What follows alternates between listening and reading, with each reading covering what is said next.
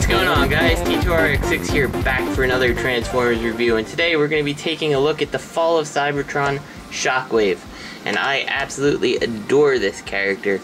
The gripes I had about Jazz just don't feel like they're there.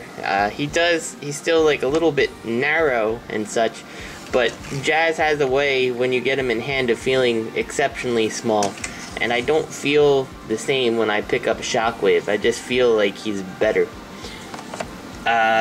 Just for a quick size comparison, right here, let's get it done. There's your old classic Starscream. And you can still see Starscream does have quite a bit of size comparatively.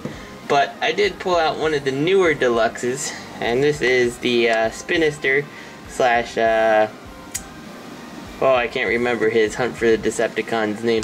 Anyway, you can see that the size is a lot closer now. It definitely makes Jazz feel really small comparatively. So I love this guy, and this is a Cybertronian spaceship mode.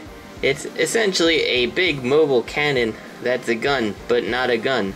And I've heard people say it's a shame that he doesn't have his Space Blaster mode. Well, let's just look at this real quick, and then I'll show you something.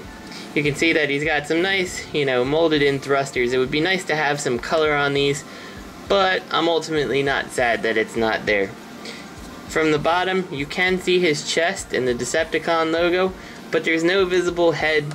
You can't see any hands. If you didn't know you're looking at feet on the front, you wouldn't realize it ever. The only thing that gives it away that this is Shockwave, aside from the purple, is his chest. So I think that that's definitely a win there.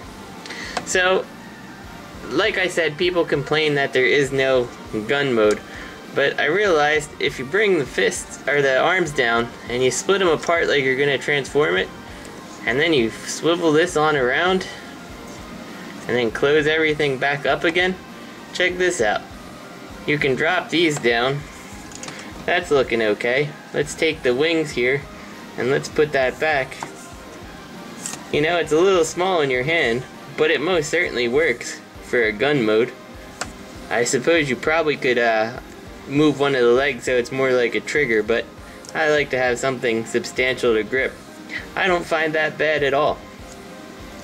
So, I think that he does kind of have a gun mode, in all honesty.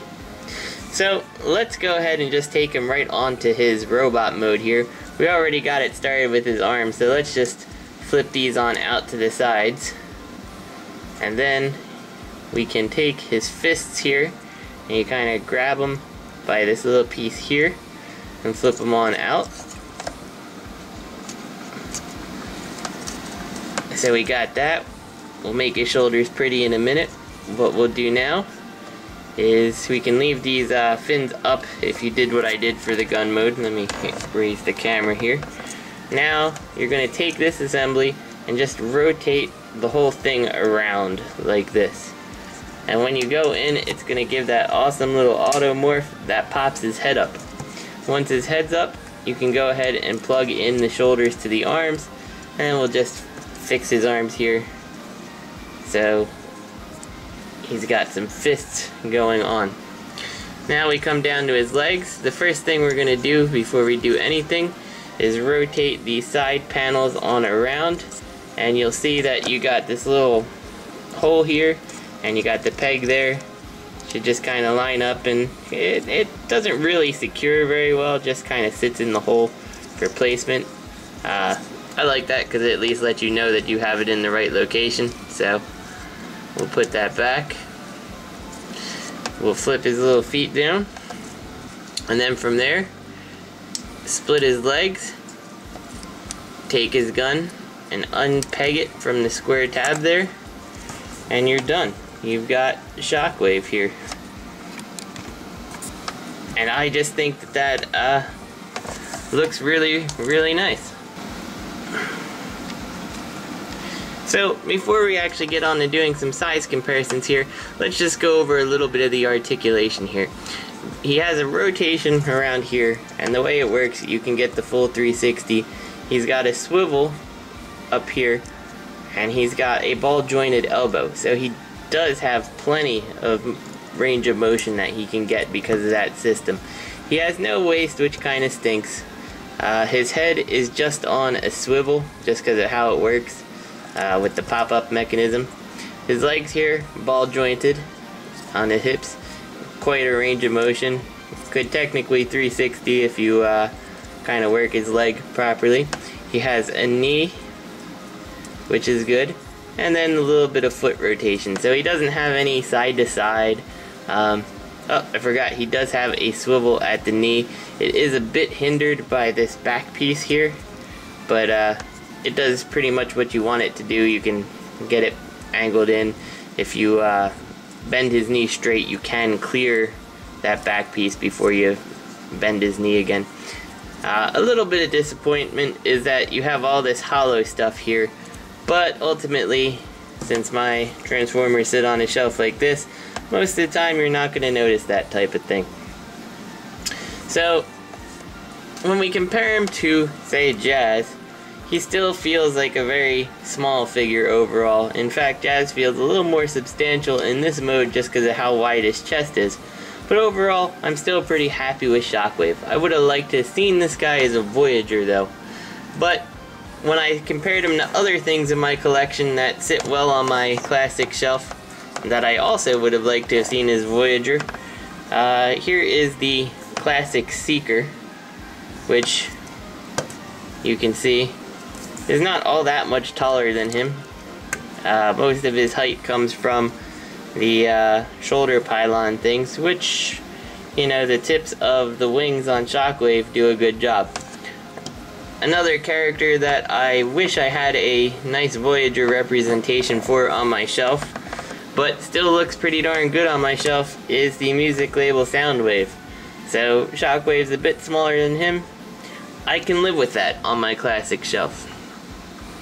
Now, in terms of the weapon here, it can store on the back, and I don't know if anybody else has this problem. I'll talk about that in a minute. You can store it right on the back.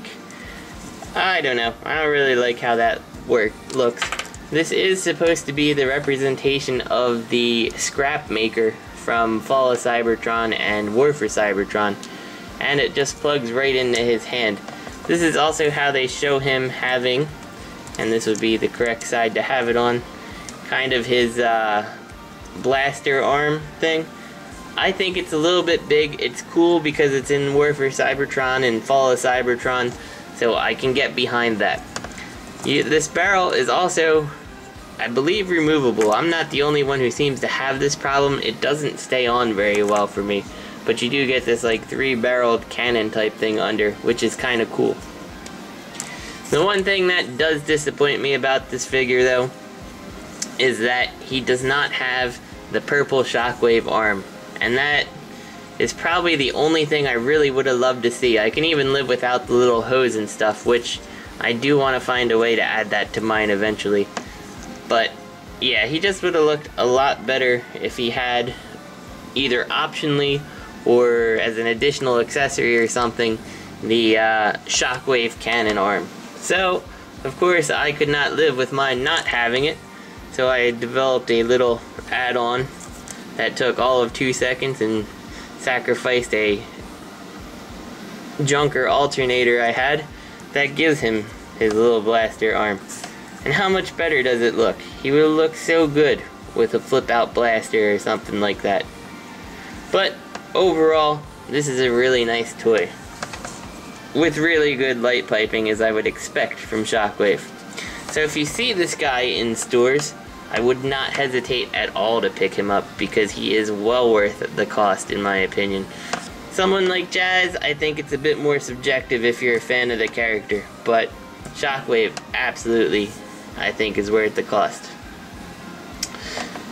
On additional note, before I sign out here, I have a contest that's going to be posted at the same time, so if you only see this video in your subscriptions, I urge you to check my videos specifically, because I'm going to be giving away 2 of these Shockwaves and a Weaponizer Prime. So that video should be going live at just about the same time as this one, so check it out for rules on trying to win one of these guys. yeah, so I hope you guys enjoyed the review. I'll see you next time.